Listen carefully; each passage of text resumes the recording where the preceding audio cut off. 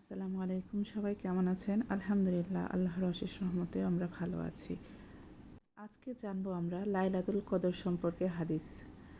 ২৭ রমজান লাইলাতুল কদর নিয়ে অনেক মানুষের আগ্রহ আছে। এই বিষয়ে হাদিসে কি বলা হয়েছে সংক্ষেপে সহজভাবে বলছি। লাইলাতুল কদর সম্পর্কে হাদিস রাসূল সাল্লাল্লাহু আলাইহি ওয়াসাল্লাম বলেছেন, যে ব্যক্তি ঈমানের সাথে এবং সওয়াবের আশায় লাইলাতুল কদরে ইবাদত করবে তার পূর্বের গুনাহ মাফ করে দেওয়া হবে। সুবহানাল্লাহ। সহিহ বুখারী ও সহিহ মুসলিম। ২৭ রমজান কি লাইলাতুল কদর? হাদিসে নির্দিষ্ট করে ২৭ রমজানেই লাইলাতুল কদর এটা স্পষ্টভাবে বলা হয়নি, তবে কিছু হাদিসে ইঙ্গিত পাওয়া যায়।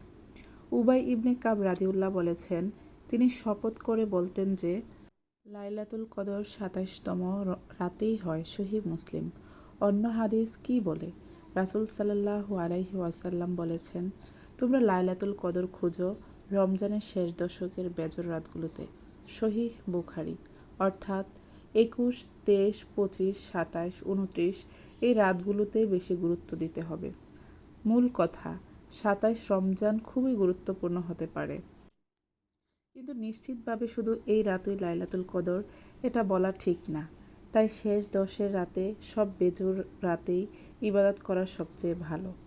কি করবেন এই রাতে? নামাজ, নফল তাহাজ্জুদ, কোরআন তিলাওয়াত, বেশি বেশি দোয়া, বিশেষ করে আল্লাহুম্মা ইন্নাকা আফুওয়ান তুহিব্বুল আফওয়া ফা'ফু আন্নি, ইস্তেগফার, কোরআন তিলাওয়াত যতটুকু পারেন তিলাওয়াত করুন। অর্থ বুঝে পড়লে বেশি সওয়াব।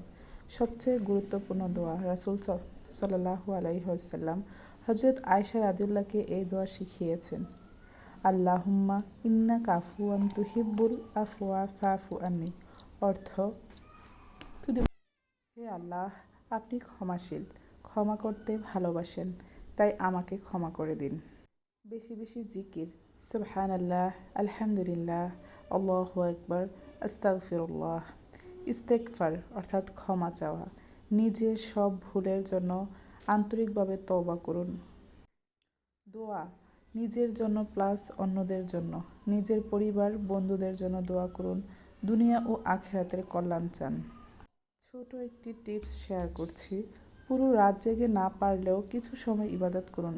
মোবাইল, অপ্রয়োজনীয় কাজ কমিয়ে দিন, মন থেকে আল্লাহকে ডাকুন। এভাবেই আমরা আমাদের কদরের রাতটিকে সাজিয়ে নিতে পারি, অর্থাৎ শেষ দশকের লাস্ট ১০ দিন। যেহেতু আমাদের ২৭টি রোজা চলেই গিয়েছে, সম্ভবত আর আমরা একটি বেজোর রাত পেতে পারি। আমরা সবাই দোয়া করি আল্লাহ যেন আমাদের এই পবিত্র মাহে রমজানের উসিলায় আমাদের গুনাহগুলো মাফ করে দেন এবং সকল কবরবাসীকে জান্নাতবাসী করে দেন।